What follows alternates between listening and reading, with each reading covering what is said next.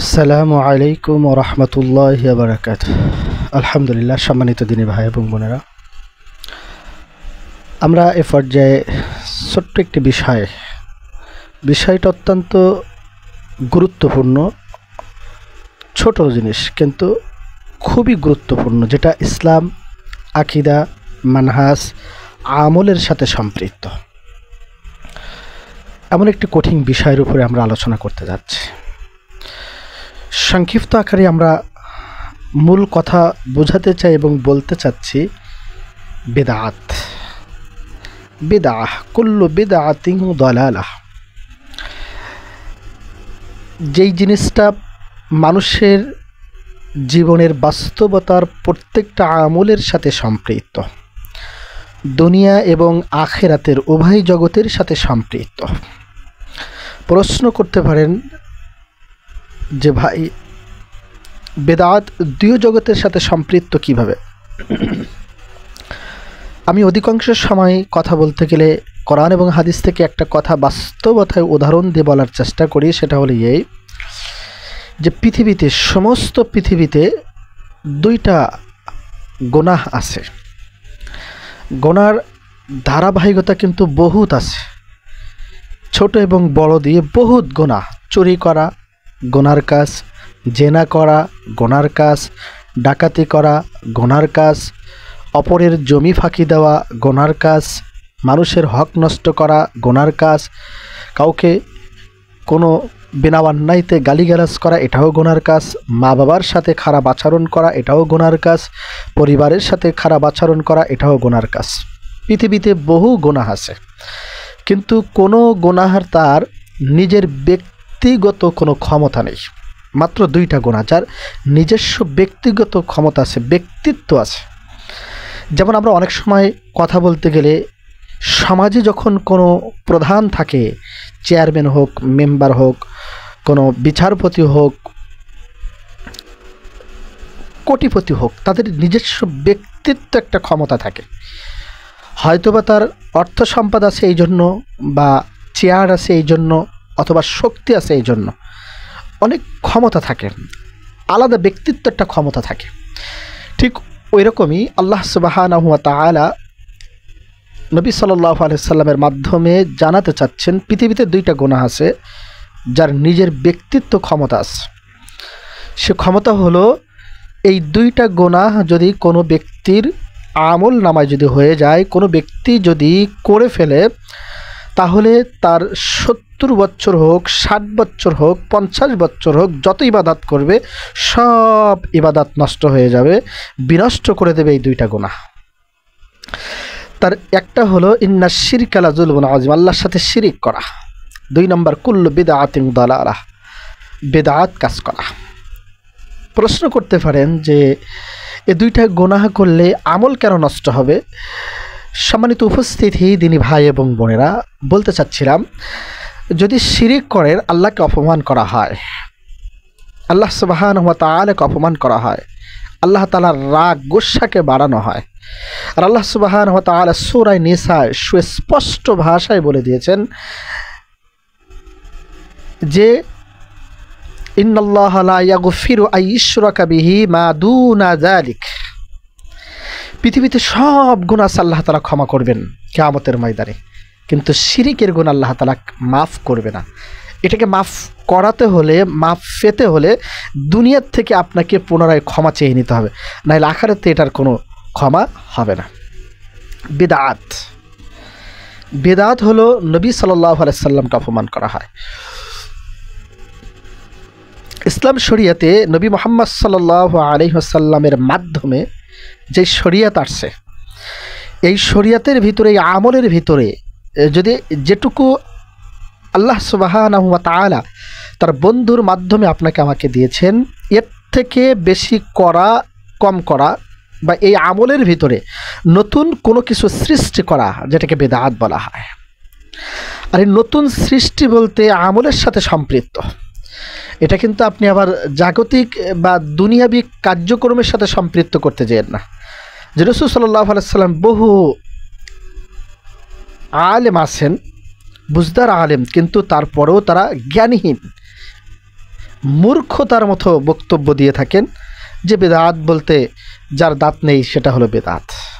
আস্তাগফিরুল্লাহ মাআযাল্লাহ। আপনি আলেম হয়েছেন, এখন বেদাত কাকে বলা হয়, বেদাতের সংজ্ঞা কি আপনি এটাই জানেন না, তাহলে আপনি আলেম হলেন কিভাবে? আপনাকে আলেম বলবে কে? সম্মানিত দিনী ভাই এবং বোনেরা, অনেকে বক্তৃতা দিয়ে থাকেন নবী সাল্লাল্লাহু আলাইহি ওয়াসাল্লামের সময় এই জিনিস ছিল না, ওই জিনিস ছিল না। অনেক সময় আমরা এই যে মাইকে কথা বলে, অনেক সময় কথা বলে যে রাসূল এটা ছিল না, তাহলে এখন এটা বেদাত। এটা কিন্তু আমলের সাথে সম্পৃক্ত না, ইবাদাতের সাথে সম্পৃক্ত না, যেটা বেদাত হবে। এটা দিয়ে জাস্ট আমি মানুষের কর্ণকহরে পৌঁছানোর জন্য কথাটাকে, আমার সামনে যদি 1000 মানুষ থাকে, আমার কণ্ঠ অত দূরে পৌঁছাবে না বিধায় আমি এটার দ্বারাই কথা বলে মানুষের কাছে ওই কথাটাকে পৌঁছাই, আমলের কথাটাকে। যার কারণে এটা দুনিয়ার সাথে সম্পৃক্ত, এটা আমলের সাথে সম্পৃক্ত না, ইবাদার সাথে সম্পৃক্ত না। কিন্তু এটা আমরা ওইখানে নিয়ে যাই। বহু আলেম এমন আছেন, এমন কথাগুলো বলতে থাকে। সম্মানিত উপস্থিতি দিনী ভাই এবং বোনেরা, এই জন্য রাসূল করিম সাল্লাল্লাহু আলাইহি ওয়াসাল্লাম বলেন, কোনো মূর্খ, আমরা মূল আলোচনার দিকে যাই, বেশি লম্বা করব না। কোনো মূর্খ মানুষ বেদাত আবিষ্কার করে না। কোনো মূর্খ অজ্ঞ সমাজের সাধারণ ব্যক্তি তারা কি করে না, বেদাত আবিষ্কার করে না। বেদাত তারা করে না, বেদাত আবিষ্কার করে এক শ্রেণীর আলেমরাই। এক শ্রেণীর আলেমরাই কি করে, বেদাত আবিষ্কার করে। তারা মানুষকে ভুল ব্যাখ্যা দিয়ে, ভুল কথা বলে ওই দিকে ডাইভার্ট করে নিয়ে যায়, যেটা ভালো কাজ, এটা করলে সমস্যা কী।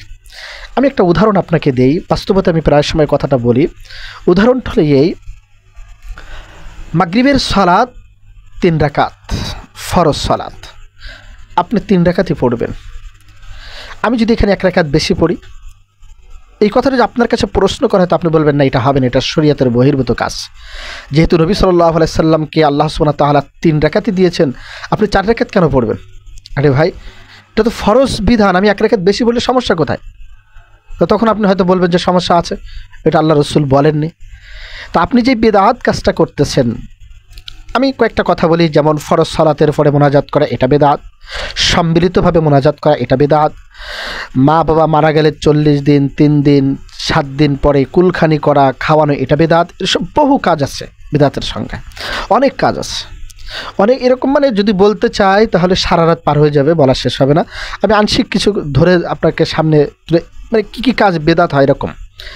তা এই সমস্ত বেদাতি কাজগুলা, যেগুলা আল্লাহ তাআলা, আল্লাহ সুবহানাহু ওয়া তাআলা সূরা হাশরের 7 নম্বর আয়াতে বলছেন, মা আতাকুমুর রাসূলু ফাখুযুহু ওয়া মা নাহাকুম আনহু ফান্তাহু। আমার বন্ধু তোমাদেরকে যেটা দিয়েছেন সেটা গ্রহণ করো, যেটা থেকে তোমাদেরকে নিষেধ করেছে সেটা তোমরা ছেড়ে দাও। তাহলে যেখানে কোরআনের সুস্পষ্ট আয়াত, সুস্পষ্ট বাণী যে আমার বন্ধু যেটা দিয়েছে সেটা গ্রহণ করো, যেটা ছাড়তে বলে, সেটা যেটা নিষেধ করে সেটা থেকে তোমরা ফিরে আসো।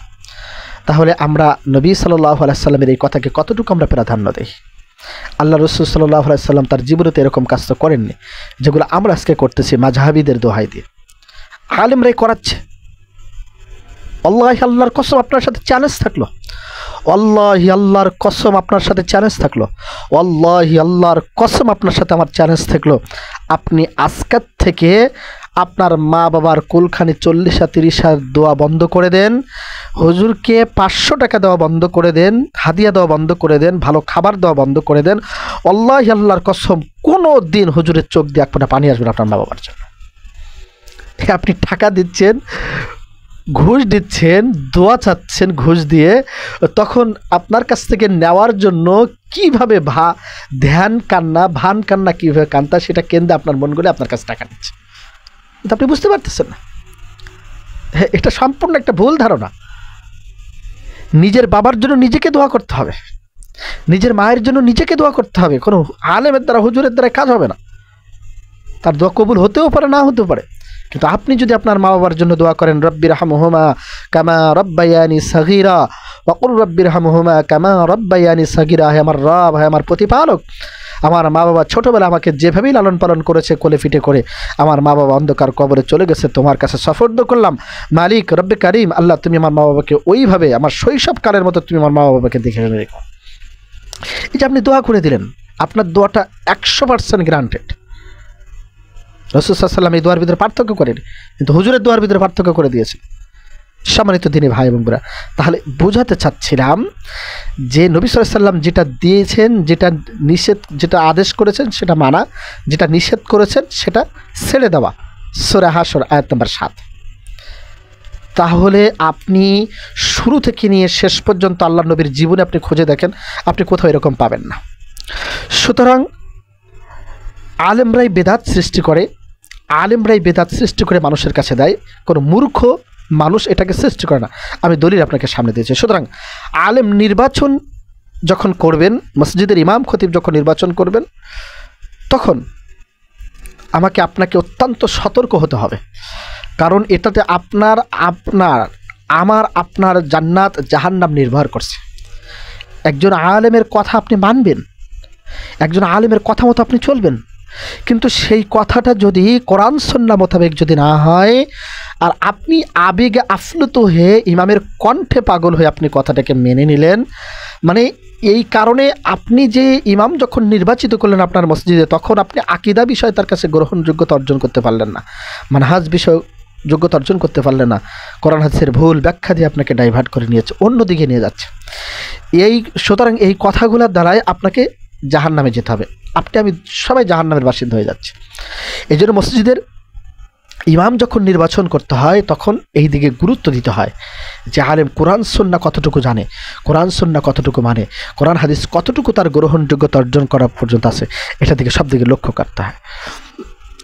সম্মানিত উপস্থিতি দিনী ভাই এবং বোনেরা, বেদাত করা মানে রাসূল সাল্লাল্লাহু আলাইহি ওয়াসাল্লামকে প্রথম বলেছি অপমান করা। প্রতিটি বেদাত সুন্নাহকে খেয়ে ফেলে। যেই সমাজে দেখবেন বেদাত প্রতিষ্ঠিত, ওই সমাজের ভিতরে, ওই জায়গার ভিতরে, ওই এরিয়ার ভিতরে সুন্নাহ ঢুকতে পারে না, সুন্নাহ ওখানে প্রতিষ্ঠিত হতে পারে না। আর সুন্নাহ যদি কোনো কিছু ওই জায়গায় প্রতিষ্ঠিত থাকে, তাহলে বেদাত ওই সমাজের ভিতরে, ওই রাষ্ট্রের ভিতরে, ওই এলাকার ভিতরে, ওই গোত্রের ভিতরে যখন বেদাত প্রচলন থাকবে, বেদাত হতে থাকবে, তখন সুন্নাহ ওখান থেকে আস্তে আস্তে দূরে সরে যাবে। আস্তাগফিরুল্লাহ মাআযাল। প্রিয় নবী মুহাম্মদ সাল্লাল্লাহু আলাইহি সাল্লাম বলেছেন, যে ব্যক্তি আমাদের দ্বীনের মধ্যে এমন কিছু প্রত্যাবর্তন করবে যা তাতে নেই, তা প্রথাকৃত। কোনো ব্যক্তি আমাদের আচার অনুষ্ঠানের বিপরীত কিছু প্রত্যাবর্তন করলে তা বর্জনীয়। সুনানে আবু দাউদ হাদিস নাম্বার 4601, সহিহ বুখারী হাদিস নাম্বার 2697, সহিহ মুসলিম হাদিস number 4385, Islamic foundation academy Ifa হাদিস নাম্বার 4344, ইবনে মাজাহ হাদিস নাম্বার 14, রিয়াজুস সালিহিন হাদিস নাম্বার 173, 1656, মিশকাত হাদিস নাম্বার 140, সহিহ তারগিব ও তাহরিব হাদিস নাম্বার 49, উপদেশ বইয়ের হাদিস নাম্বার 163। হাদিসের মান সহিহ। তাহলে রাসূল সাল্লাল্লাহু আলাইহি সাল্লাম কি বলছেন? যে যেই এলাকায়, যেই সমাজে, যে রাষ্ট্রে, যেই গোত্রে, যেই মহল্লায় বেদাত প্রতিষ্ঠিত হয়, বেদাত করতে থাকে, যদি কোনো সুন্নাহ থাকে, সুন্নাহ ওখান থেকে দূরে সরে যায়। আর যদি বেদাত থাকে, তা সেখানে সুন্নাহ প্রতিষ্ঠিত হতে পারে না। অসংখ্য দলিল নবী সাল্লাল্লাহু আলাইহি সাল্লাম থেকে। আপনি ধর্মীয় কাজের বিষয় এমন বিষয় উদ্বোধন করে যা তাতে নেই, বা দলিলবিহীন, তা পরিত্যাজ্য। ধর্মীয় অর্থাৎ ইবাদতের ভিতরে বলেছে কিন্তু কথাটা, যে কথা নবী সাল্লাল্লাহু আলাইহি ওয়াসাল্লাম সহিহ মুসলিমের 4384 এবং সহিহ মুসলিম বাংলাদেশ ইসলামিক ফাউন্ডেশনের ইফা হাদিস নম্বর 4343, এই একই হাদিসে 4343 হাদিসের মান সহিহ বলছেন, যেখানে রাসূল সাল্লাল্লাহু আলাইহি ওয়াসাল্লাম বলেন, যে ব্যক্তি আমাদের ধর্মীয় কাজের বিষয়ে এমন বিষয় উদ্বোধন করে যা তাতে নেই। রাসূল সাল্লাল্লাহু যেই ধর্ম দিয়েছেন, যে ইসলাম প্রতিষ্ঠিত করে গেছেন, যে ইসলামের মাধ্যমে আপনাকে আমাকে দ্বীন দিয়ে গেছেন, ওই ইসলাম এবং ওই দ্বীনের ভিতরে যদি আপনি কোনো কিছু নতুন প্রতিষ্ঠিত করতে চান, নতুন কোনো কিছু ঢুকাতে চান, তাহলে সেটা গ্রহণযোগ্যতা অর্জন করবে না। কারণ যদি দলিল না থাকে, দলিলবিহীন, তা কিন্তু অপরিত্যাজ্য বলে ঘোষণা হবে, সেটা কিন্তু গ্রহণযোগ্যতা হবে না, একদম নাকচ করা হবে। সহিহ মুসলিমের হাদিস। এই জন্য সম্মানিত উপস্থিতি, বেদাত প্রত্যাবর্তনের বিরুদ্ধে কঠোর সতর্কবাণী উচ্চারণ করা হয়েছে এবং উম্মতকে এর ভয়াবহতা সম্পর্কে সাবধান করা হয়েছে। বেদাতের জন্য 100% পাপ নিশ্চিত। যে বিদআত করবে তার 100% পাপ নিশ্চিত হবে এবং 100% সে পাপের অধিকারী হবে, কারণ এটা নবী সাল্লাল্লাহু আলাইহি ওয়াসাল্লামকে অপমান করা হয়। এজন্য প্রিয় নবী হযরত মুহাম্মদ সাল্লাল্লাহু আলাইহি ওয়াসাল্লাম বলেছেন, কুল্লু বিদআতিন দালালা। এর অর্থ হলো প্রতিটা বিদআতই পথভ্রষ্টতা, প্রতিটা বিদআত পথভ্রষ্টতা। এর ভিতরে কোনো কল্যাণ নেই, কোনো সঠিক দিন নেই। বেদাত যে ব্যক্তি করে সে ভ্রষ্টতার ভিতরে আছে, পথভ্রষ্ট সে। ওই ওয়ালাদ্দাল্লিন গায়রিল মাগদুবি আলাইহিম ওয়ালাদ্দাল্লিন, ওই যে পথভ্রষ্ট ব্যক্তিদের কথা বলা হয়েছে। বেদাতি ব্যক্তি, যে ব্যক্তি বেদাত করে, যে সমস্ত সে আলেম হোক, মুহাদ্দিস হোক, মুফতি হোক, ও যত বড় আলেম হোক না কেন, ও পথভ্রষ্টতা। ও সুন্নাহকে শেষ করে দিয়েছেন। হাদিস সহিহ বুখারী ৭২৭৭, বুখারী হাদিস নাম্বার ৬০৯৮, সহিহ মুসলিম হাদিস নাম্বার ১৮৯০, আবু দাউদ হাদিস নাম্বার ৩৯৯১, ৪৬০৬, ৪৬০৭ নম্বর হাদিস, তিরমিজি হাদিস নাম্বার ২৬৭৬, ইবনে মাজাহ হাদিস নাম্বার ৪২ এবং ৪৫, রিয়াদুস সালিহিন হাদিস নাম্বার ১৬১, ১৭৪, ১৭৭, বুলুগুল মারিয়াম হাদিস নাম্বার ৪৫১, মিশকাত হাদিস নাম্বার ১৬৫। তাহলে প্রত্যেক বেদাত হলো পথভ্রষ্টতা এবং পথভ্রষ্টতার পরিণাম কিন্তু জাহান্নাম। যে বেদাত করবে সে পথভ্রষ্টতা, আর এই পথভ্রষ্টতা ব্যক্তি কোথায় যাবে? জাহান্নামে যাবে। অসংখ্য দলিল আপনার সামনে, আপনি দলিলগুলো খোঁজ করে নিন। আমি গবেষণা করে খোঁজ করে আপনাকে দলিল দিচ্ছি। আমি বিস্তারিত বেশি কথা আপনাকে বলতে চাচ্ছি না, সংক্ষিপ্ত আকারে কথা বলে আপনাকে ছেড়ে দিতে চাচ্ছি। বেদাত বড় মারাত্মক জিনিস। রাসূল করিম সাল্লাল্লাহু আলাইহি সাল্লাম হযরত জাবির রাদিয়াল্লাহু তাআলা থেকে হাদিস বর্ণিত, উপদেশ বইয়ের ১৬৫, সুনান নাসাই হাদিস number ১৫৭৮, Bangladesh Islamic foundation Ifa হাদিস নাম্বার ১৫৮১ নম্বর হাদিস, যেখানে জাবির রাদিয়াল্লাহু তাআলা থেকে হাদিস বর্ণিত। আন জাবিরিন রাদিয়াল্লাহু তাআলা আনহু قال قال رسول الله صلى الله عليه وسلم أما بعد فإن خير الحديث كتاب الله وخير الهدي هدى محمد وشر الأمور محدثاتها وكل بدعة ضلالة وفي نساء وكل ضلالة في النار। জাবির রাদিয়াল্লাহু তাআলা থেকে বর্ণিত, তিনি বলেন রাসূল সাল্লাল্লাহু আলাইহি সাল্লাম বলেছেন যে রাসূল সাল্লাল্লাহু আলাইহি সাল্লাম হামদ ও সালাতের পরে বলেন, নিশ্চয়ই শ্রেষ্ঠ বাণী হলো আল্লাহর কিতাব। সব থেকে শ্রেষ্ঠ বাণী হলো আল্লাহ সুবহানাহু ওয়া তাআলার কিতাব, এবং শ্রেষ্ঠ হিদায়াত হলো মুহাম্মাদের হিদায়াত। বুঝেন কিন্তু, শ্রেষ্ঠ কিতাব কার কিতাব? আল্লাহ সুবহানাহু ওয়া তাআলার কিতাব। আর শ্রেষ্ঠ হিদায়াত হলো কার? মুহাম্মদ সাল্লাল্লাহু আলাইহি সাল্লামের হিদায়াত। আর নিকৃষ্টতম কাজ হলো দ্বীনের মধ্যে নতুন কিছু সৃষ্টি করা, এবং প্রত্যেক নতুন সৃষ্টি হলো পথভ্রষ্টতা, আর প্রত্যেক পথভ্রষ্টতার পরিণাম হলো জাহান্নাম। হাদিস সুনান নাসাই ১৫৭৮, ইফা হাদিস নাম্বার ১৫৮১, ইসলামিক ফাউন্ডেশন। তাহলে কত কঠোর ভাষা নবী সাল্লাল্লাহু আলাইহি সাল্লাম ব্যবহার করেছেন। আপনি কোরআনুল কারিমের সূরাতুল কাহাফের ১০৩ নম্বর আয়াতে যান, যেখানে সুস্পষ্ট ভাষায় আল্লাহ সুবহানাহু ওয়া তাআলা তার বন্ধুকে বলে দিচ্ছেন, কুল হাল নুনাব্বিউকুম বিল আখসারিনা আমালা। এই আয়াতের পরে আপনি ১০৪ নম্বর আয়াত, পরপর দুইটা আয়াতের আপনি ব্যাখ্যা দেখেন, তাফসীরে জাকারিয়া আপনি দেখতে পারেন ১০৩ নম্বর আয়াতে আল্লাহ তাআলা কি বলতে চাচ্ছেন। আল্লাহ তাআলা বলেন, কুল হাল নুনাব্বিউকুম, হে নবী আপনি বলুন, আমরা কি তোমাদেরকে এমন লোকদের কথা জানাবো না যারা আমলের দিক থেকে সবচেয়ে বেশি ক্ষতিগ্রস্ত? সূরা কাহাফের ১০৩ আল্লাহ তাআলা কি বলতেছেন? কুল হাল নুনাব্বিউকুম, হে বন্ধু আপনি বলুন, কুল আপনি বলুন, আপনি আপনার উম্মতকে বলে দিন, বান্দাদেরকে বলে দিন, বিল আকসারিনা আমালা, বলুন আমরা কি তোমাদেরকে এমন লোকদের কথা জানাবো যারা আমলের দিক থেকে সব থেকে বেশি ক্ষতিগ্রস্ত, সব থেকে বেশি ক্ষতিগ্রস্ত। ইহাতে সারানজির এবং ব্যাখ্যায় যদি যান তাহলে আপনি লম্বা আলোচনা পাবেন। এখানে প্রথম দুই আয়াত এবং এমন ব্যক্তি ও দলকে অন্তর্ভুক্ত করেছে যারা কোনো কোনো বিষয়কে সৎ মনে করে, তাতে পরিশ্রম করে, কিন্তু আল্লাহর কাছে তাদের সে পরিশ্রম বৃথা এবং সে কর্ম নিষ্ফল। ইমাম কুরতুবী রাহিমাহুল্লাহ বলেন, এই অবস্থা দুটি কারণে সৃষ্টি হয়: এক, ভ্রান্ত বিশ্বাস, এবং দুই, লোক দেখানো মনোবৃত্তি আমল। এই আয়াতের সারমর্ম ব্যাখ্যার ভিতরে যদি আপনি একটু যদি গবেষণা করেন, তাহলে এখানে বলতেছেন যে এমন ব্যক্তির কথা যারা আমলের নিয়ে অনেক কাজ করে।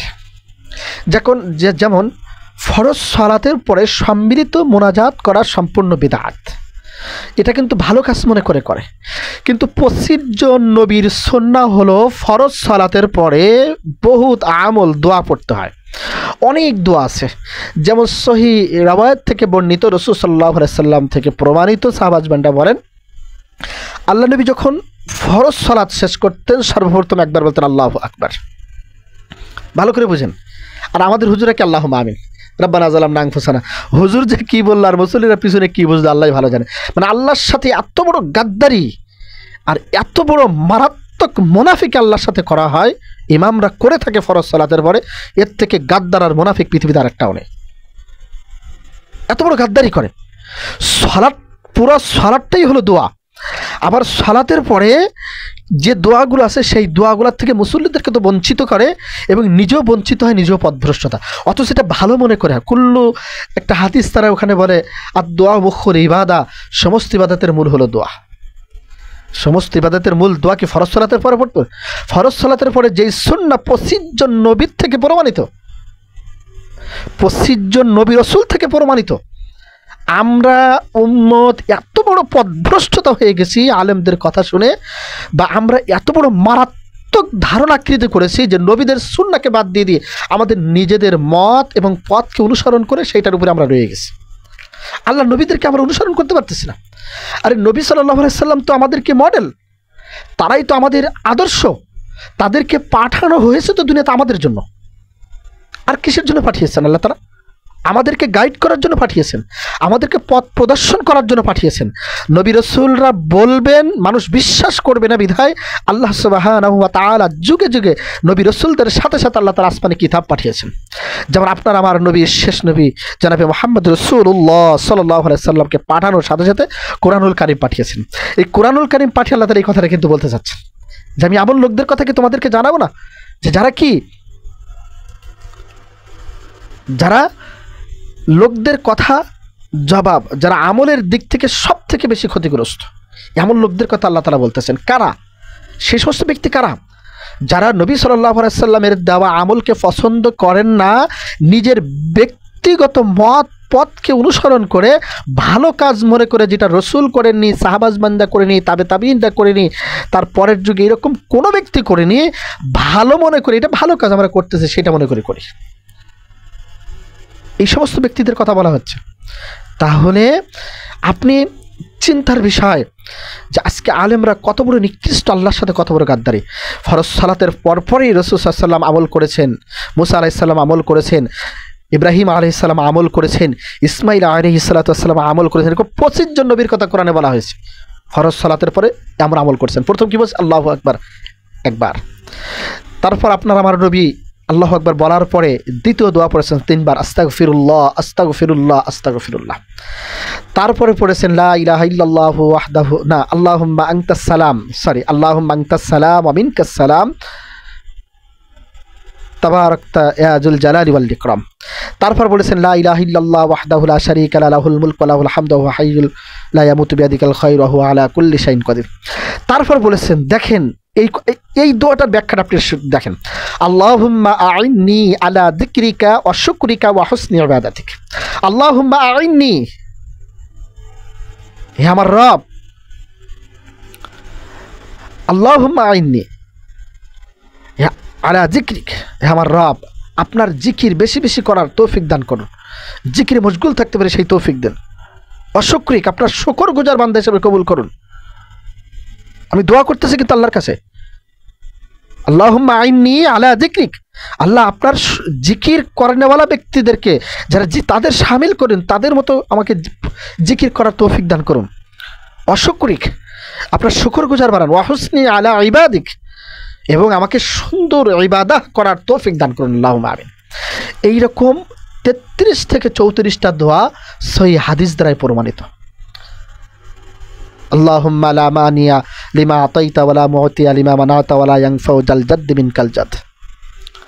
আল্লাহুম্মা ইন্নী আউযু বিকা মিনাল জুবনি ওয়া আউযু বিকা মিনাল বুখলি ওয়া আউযু বিকা মিন আরজালিল উমরি ওয়া আউযু বিকা মিন ফিতনাতি দুনিয়া ওয়া আউযু বিকা মিন আযাবিল কবর। সুবহানাল্লাহ, আলহামদুলিল্লাহ, আল্লাহু আকবার। রাদিতু বিল্লাহি রাব্বাও ওয়া বিল ইসলামি দীনা ওয়া বিমুহাম্মাদিন নাবিয়্যা আল্লাহুম্মা আদখিলনিল জান্নাতা ওয়া আজিরনি মিনান নার। সুবহানাল্লাহি ওয়া বিহামদিহি আদাদা খালকিহি ওয়া রিদা নাফসিহি ওয়া জিনাতা আরশিহি ওয়া মিদাদা কালিমাতি। اللهم إني أعوذ بك من الهم والحزن والعجز والكسل والجبن والبخل وضلع الدين وغلبة الرجال يا مقلب القلوب ثبت قلبي على دينك اللهم مسرف القلوب صرف قلوبنا على طاعتك اللهم إني أسألك الهدى والتقى والعفاف والغنى سبحان الله بحمده سبحان الله العظيم اللهم اكفني بحلالك عن حرامك وأغنني بفضلك عمن سواك। এই যে আরো অনেক দোয়া আছে, বহু দোয়া ফরজ সালাতের পরে। এই সমস্ত কোরআন হাদিস থেকে সহি দোয়ার থেকে উম্মতকে ডাইভার্ট করে আলেমরাই, আমরা কিন্তু বেদাত, আমি প্রথম শুরুতে কিন্তু আমার বিষয়ের উপরে আমি রাখতে চাচ্ছি যে মূর্খরা কিন্তু বেদাত সৃষ্টি করে না, বেদাত সৃষ্টি করেছে কারা? এক শ্রেণী আলেমরা। এই যে আমরা হুজুরাই সৃষ্টি করতেছি, আমরা ফরজ সালাতের পরে আমরা হুজুরাই বক্তব্য মোনাজাত ধরে দিয়ে আমি সুন্নাহকে বাদ দিয়ে দিয়েছি, সুন্নাহ সমাজ থেকে শেষ করে দিয়েছি। কি হুজুর, আপনাকে তো কালকে কিয়ামতের ময়দানে জবাব দিতে হবে। রাসূল করিম সাল্লাল্লাহু আলাইহি ওয়াসাল্লাম সহিহ বুখারীর প্রথম অধ্যায়ে ওহীর অধ্যায়ে সরাসরি হাদিস আসছে, সরাসরি ফিমা কাদা মিনান নার। যেই কথা আমি বলিনি, আমার কথা বলে কোনো ব্যক্তি যদি চালিয়ে দেয়, এটা নবী বলেছেন, আর কথা যদি আমি যদি বলে না থাকি, তো ওই ব্যক্তি তার নিজের জায়গাটা জাহান্নামে করে নিল। আস্তাগফিরুল্লাহ মাআযাল্লাহ। এই জন্য আলেমদেরকে সতর্ক হতে হবে, আলেমদেরকে সেন্সিটিভিস হতে হবে, আলেমদেরকে কোরআন এবং হাদিসের সহি জ্ঞান অর্জন করতে হবে। শুধু মসজিদের ইমামতির বেশ বাঁচিয়ে রাখার জন্য, চাকরি বাঁচিয়ে রাখার জন্য হক কথা মানুষকে বলবেন না, সঠিক কথাটা মানুষকে বলবেন না, সঠিক কথা মানুষের সামনে তুলে ধরবেন না, তাহলে আপনাকে ইমাম হতে বলেছে কে? আপনি ঘোড়ার ঘাস কাটেন সমাজে, আপনি সঠিক কথা বলতে পারবেন না কোরআন হাদিস থেকে, কে বলেছে আপনাকে ইমামতি করতে? আপনি ভ্যান চালিয়ে খান, আপনার জন্য এটাই ভালো। আপনি মজুরি দিয়ে খান, দিন মজুরি দিয়ে খান, আপনার জন্য ভালো। আপনার জন্য ইমামতি করা জায়েজ নয় আপনি যদি সঠিক কথা মানুষের সামনে না বলতে পারেন। কিসের আপনি ইমাম হয়েছেন? ইমাম হতে গেলে আপনাকে যোগ্যতা সম্পন্ন অর্জন করতে হবে। সম্মানিত উপস্থিতি, সম্মানিত দিনী ভাই এবং বোনেরা, তাহলে এই শ্রেণীর লোকদেরকে চিন্তা করেন। আল্লাহ তাআলা এই আয়াতের কিন্তু সার ব্যাখ্যায় কিন্তু বলতেছেন যে কিন্তু আল্লাহর কাছে তাদের সেই পরিশ্রম বৃথা। কারণ কি? তারা নেকি মনে করে করেন যে কোনো কাজ। যেমন বাবা মার নামে কুলখানি করা, এটা কিন্তু অনেকে নেকি মনে করে করে, অথচ এই কাজটা করতে গেলে কত পরিশ্রম করা লাগে। একদিকে মানুষজনকে বসে নিয়ে এক জায়গায় বসতে হবে, সমাজের থেকে চাউল উঠাতে হবে, তারপরে পরিবারের থেকে টাকা পয়সা সবার ধরতে হবে, যেই দিন অনুষ্ঠানটা হবে সেই দিনকে অনেক কাজ করতে হবে, বাবুর্চি আনতে হবে, 50 হাঁড়ি রান্না করতে হবে। সেই রান্না করতে যে সামান্য বেদাত কাজ, মারাত্মক কাজ, ছোট্ট সময়ের কাজটুকু করতে যে কাজটা করা কোরআন হাদিসের ভিতরে বৈধ নয়, বৈধ নয়, বৈধ নয়, অবৈধ, আর অবৈধ কাজ করতে যে ফরজ বিধানকে বাতিল করতেছে। কয়েকটা ফরজ কয়দিনকা আপনি বাস্তবতায় দেখেন, আপনি আপনার সমাজের ভিতরে আপনি ঘুরে ফিরে দেখেন, যারা ওই দিন এই কুলখানি করতেছে 40 3 দিনের বা 30 বা 7 দিনে যদি যারা মা বাপ মারা গেলে করে, ওই দিন এক হলো যারা রান্না করতেছে তারা জোহর বাসরের সালাতে কিন্তু অ্যাটেন্ড করতে পারে না, বাবুর্চিও নামাজ পড়ে না। বহু প্রমাণিত আমার বাস্তবতায় জীবনে আমি নিজে দেখেছি, আমি দেখে তারপর কথা বলতেছি দলিল সহকারে। তারপরে ওই দিনকা একসাথে খাবার দাবার করে নারী আর পুরুষ একত্রিত করে বেপরদার সয়লাভ দিয়ে দেয়। আরে মিয়া, আপনি কি এই সহজ কথাটাকে আপনার মাথার ভিতরে ঢোকে না যে আমি এই কাজটা করলাম, আমার বাবা মারা গেছে, মা মারা গেছে, তাদের আত্মার মাগফিরাতের জন্য নেকি উদ্দেশ্য করে, আর ওই দিন নেকি কামাই করতে গেলে ফরজ বিধানগুলো বাতিল করে আমি আমার মা বাবার কবরে কি পৌঁছাতে চাচ্ছি, কি পৌঁছাতে চাচ্ছি? আমি কি ওইটা খাবি কি নেকি যাচ্ছে না গুনাহ যাচ্ছে? এই যে ফরজ বিধানগুলো ওই দিনকে বাতিল করতেছেন, ফরজ নামাজের কোনো গুরুত্ব নেই, ওই দিন বেফরদার সয়রাব নারী পুরুষ মহিলারা একসাথে একাকার হয়ে ও চিল্লা ভিল্লা করে খাওয়া দাওয়া করে চলে যাচ্ছে। তো ওই যে গুনাহগুলা, ফরজ বিধানটা আপনি বাদ দিচ্ছেন, এই গুনাহগুলা কার হচ্ছে? কোথায় যাচ্ছে, কাদের কাছে পৌঁছাচ্ছেন? এই জন্য রাসূল সাল্লাল্লাহু আলাইহি সাল্লাম বলেছেন, যদি কোনো সন্তান চায় যে তার মা বাবা কবরে সুস্থ আছে, ভালো আছে, মা বাবা শান্তিতে আছে, তা মা বাবা শান্তিতে থাকার প্রয়োজন নেই, মা বাবার কবরে আযাব হোক, তাহলে যেন ওই সন্তান দুনিয়াতে কুলখানি করে, 30 পালন করে, 40 পালন করে, গরু মেরে মানুষকে খাওয়ায়। যদি চায় তার মা বাবা সুখে থাকার দরকার নেই, কবরে অশান্তিতে থাক, তাহলে যেন সেজন্য কি করে, এই কাজটা করে। এই জন্য সম্মানিত উপস্থিতি, বিদআত করতে গেলে কষ্ট হয়, বিদআত করতে গেলে সময়ের প্রয়োজন হয়, বিদআত করতে গেলে পরিশ্রম হয়। এই জন্য আল্লাহ তাআলা এই আয়াতের ভিতরে সূরা কাহাফের 103 এবং 104 নম্বর আয়াতে বলতেছে, এমন ব্যক্তি যারা এমন আমল করে যে আমলের দ্বারা কোনো উপকৃত হয় না, ক্ষতিগ্রস্ত হয়ে যায়, জাহান্নামী হয়ে যাবে, কিন্তু সে আমলটা তারা নেকি মনে করে করতেছে, ভালো মনে করে করে, কিন্তু সেটা গ্রহণযোগ্যতা না, সেটা পথভ্রষ্টতা। ইমাম কুরতুবী তার তাফসীরে কুরতুবীর ভিতরে একথা রেখেছেন। সম্মানিত উপস্থিতি, সূরা কাহাফের 104 নম্বর আয়াত, এবং বেদাত আমল নষ্ট করে ইবাদত কবুল হয় না। বেদাত করলে আমল কি হয়ে যায়, নষ্ট হয়ে যায়। আর বেদাত করে যদি আপনি কোনো বেদাত চালু আছে, করতেছেন, এমত অবস্থায় যদি আপনি ভালো কাজ করেন, তাহলে আপনার সালাত, আপনার ইবাদত বন্দেগী কিছুই কবুল হবে না। সূরা কাহাফের 103, 104 নম্বর আয়াত আপনি একটু গবেষণা করে দেখেন। আমি তো দলিল দিয়ে দিলাম, আপনি তো কোনো সময় গবেষণা করবেন না, খালি শুনেই বিভ্রান্তি সৃষ্টি করবেন, কমেন্টসে গালাগালি করবেন, কমেন্টসে আবল তাবল কথাবার্তা। একটু আপনি গবেষণা করে একটু দেখে নিন। তারপর বলতেছেন সহিহ বুখারীর 3179 নম্বর হাদিস, 3172, 6655, 7306, 1870। সহিহ মুসলিম হাদিস নাম্বার 3686, 5018, 5020। আন-নাসাই 4734, আবু দাউদ হাদিস নাম্বার 2043, 4530, তিরমিজি হাদিস নাম্বার 2127, রিয়াজুস সালিহিন হাদিস নাম্বার 1813, মিশকাত হাদিস নাম্বার 1728 নম্বর হাদিস, যেখানে নবী সাল্লাল্লাহু আলাইহি সাল্লাম বেদাতকারীর কোনো ইবাদত কবুল হয় না। স্পষ্ট দলিল, যে ব্যক্তি বেদাত করে তার কোনো ইবাদত আল্লাহর দরবারে কবুল হবে না, হবে না, হবে না। কারণ বেদাত যখন করতেছেন, আমি শুরুতে বলে আসছি, কাকে অপমান করতেছেন? আল্লাহ রসুলকে অপমান করে। আর নবী সাল্লাল্লাহু আলাইহি সাল্লামকে অপমান করে আপনি জান্নাতে যেতে যাচ্ছেন, স্বপ্ন দেখা ছাড়া আর কিছু না। আল্লাহ নবীকে অপমান করবেন, আল্লাহ নবীকে তিরস্কার করবেন, আল্লাহ নবীর সাথে বিদ্বেষ পোষণ করবেন, আল্লাহ নবীকে বেদাত কাজ করে আল্লাহ নবীকে ছোট করবেন, খাটো করতেছেন, আবার আপনি মনে করতেছেন কালকে কিয়ামতের ময়দানে আপনি জান্নাতে যাবেন। রাসূল করিম সাল্লাল্লাহু আলাইহি সাল্লাম অন্য হাদিসের ভিতরে বেদাতকারীরা হাউজে কাউসারের পানি পান করতে পারবে না। সহিহ বুখারী হাদিস নাম্বার 4740, 7048, 7049, 7050।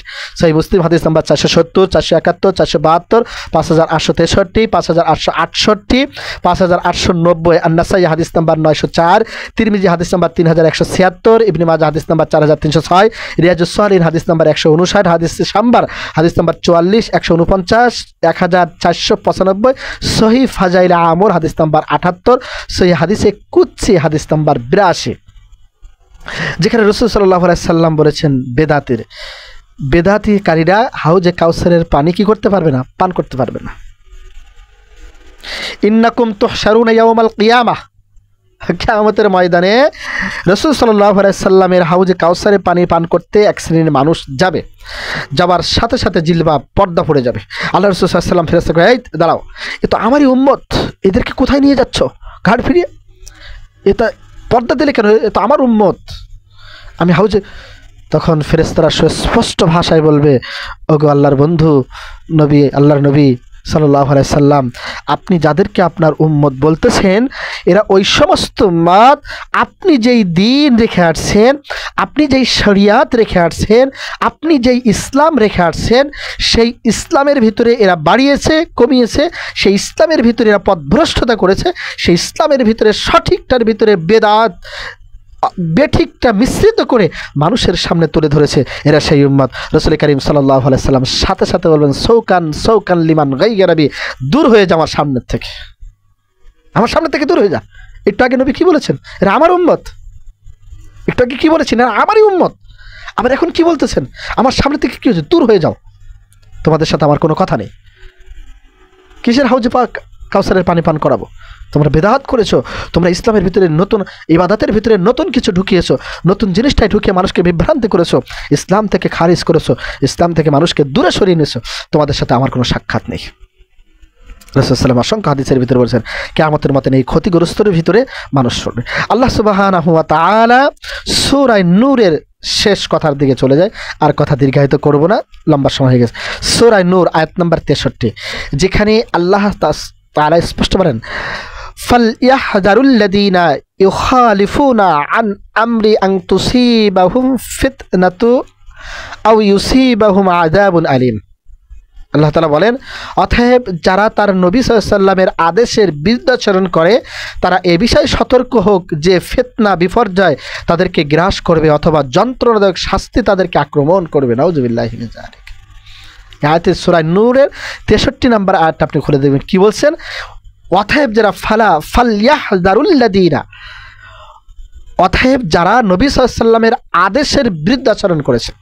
যে কথা কিন্তু আমি সূরা হাশরের পুরো 7 নম্বর আয়াতের কথা কিন্তু বলে আসছি, যেটা আল্লাহ রাসূল আদেশ করেছেন সেটা মানা, যেটা নিষেধ করেছেন সেটা ছেড়ে দেওয়া। এখন যেটা আদেশ করেছেন সেটা ছেড়ে দিয়ে যেটা নিষেধ সেইটাই যদি আপনি করেন তাহলে রাসূল সাল্লাল্লাহু আলাইহি ওয়াসাল্লামের সম্পর্কে সাথে বিরুদ্ধাচরণ করলেন, তার কথা আপনি মেনে নিলেন না।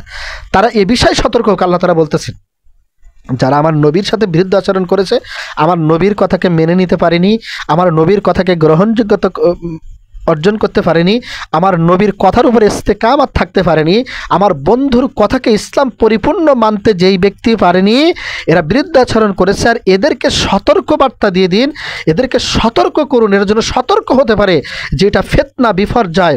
আর এই ফিতনা বিপর্যয় করা ব্যক্তিদের তাদেরকে আল্লাহ তাআলা আযাবের কথা বলতেছেন, তাদেরকে হুমকি দিচ্ছেন, তাদেরকে তাকিদ দিচ্ছেন যে এই ফিতনা বিপর্যয় তাদেরকে এমনভাবে একদিন গ্রাস করবে অথবা যন্ত্রণাদায়ক শাস্তি তাদেরকে আক্রমণ করবে কিয়ামতের ময়দানে। সম্মানিত দিনী ভাই এবং বোনেরা, এই যন্ত্রণাদায়ক শাস্তি কিন্তু দুনিয়াতেও হতে পারে। এই জন্য বিদআত, কুল্লু বিদআতিন দালালা, এই বিদআত কাজ থেকে বহু কাজ আছে যেগুলো বিদআত আমাদের সমাজের ভিতরে করতে থাকে। ফরজ সালাতের পরে মোনাজাত, এটা হলো সম্পূর্ণ বিদআত। সম্মিলিত একত্রিত বসে মোনাজাত করে, এটা বিদআত। কিছু কিছু জায়গা আছে, ক্ষেত্র আছে, সেটা ব্যতীত আপনি আবার বেদাত কাজ করছে। মা বাবা মারা গেলে কুলখানি করে, এটা বেদাত। জানাজার সালাতে সূরা ফাতিহা বাদ দিয়ে সানা পড়া, এটা বেদাত। কোরআন হাদিসে কোথাও নেই সানা পড়তে হবে, তারা পড়তেছে। জানাজার সালাত শেষ করার পরে মাইয়াতকে কবরস্থানে দাফন করার শেষ করার পরে আবার হাত তুলে ওখানে মজা, এটা বেদাত। এটা কোরআন হাদিস সম্মত নাই। নবী সাল্লাল্লাহু আলাইহি ওয়াসাল্লাম কোনো কাজ করেননি, এরকম কোনো কিছু করেননি, প্রমাণিত নয়। আপনি রাসূল সাল্লামের জীবনে খুঁজে দেখেন, এরকম অসংখ্য বেদাত কাজ, অসংখ্য বেদাত এই সমাজের ভিতরে প্রতিষ্ঠিত, এই সমাজের ভিতরে বিভ্রান্ত, এই কালো বেদাত প্রতিষ্ঠিত করতে যে এক শ্রেণীর আলেমরা এর পিছনে কাজ করতেছে। তা বড় বড় লিবাসদারি নামধারী বড় বড় আলেম, বড় বড় মুহাদ্দিস, আপনি যত বড় মুহাদ্দিস আনার মুফতি আনার যত বড় আলেম হন না কেন, আপনি কাল কিয়ামতের ময়দানে কিন্তু পার পাবেন না। দুনিয়ার জীবনটা মানুষকে কিভাবে বোঝাচ্ছেন, কিভাবে ডাইভার্ট করতেছেন, এর জন্য কিয়ামতের ময়দানে আপনাকে কঠিন শাস্তির সম্মুখীন হতে হবে। কিয়ামতের ময়দানে বিষয়ে আল্লাহ সুবহানাহু ওয়া তাআলা আপনার কাছে জিজ্ঞাসা করবেন আপনি এটা কী করেছেন। এই জন্য সম্মানিত উপস্থিতি, আমরা বেদাতের বিষয়ে গুরুত্বপূর্ণ আলোচনা শুনলাম। আমরা চেষ্টা করি এই সমস্ত বেদাতি কাজ, আরও যত বেদাত কাজ আছে সমস্ত বেদাতি কাজ থেকে আমরা ফিরে আসার চেষ্টা করি। আল্লাহ সুবহানাহু ওয়া তাআলা আমাদের সবাইকে কবুল করুক। বেদাত কাজ থেকে ফিরে এসে সুন্নাহকে আমাদের আঁকড়িয়ে ধরে সুন্নাহ মতো জীবন যাপন করে দুনিয়ার থেকে যাওয়ার তৌফিক দান করুক।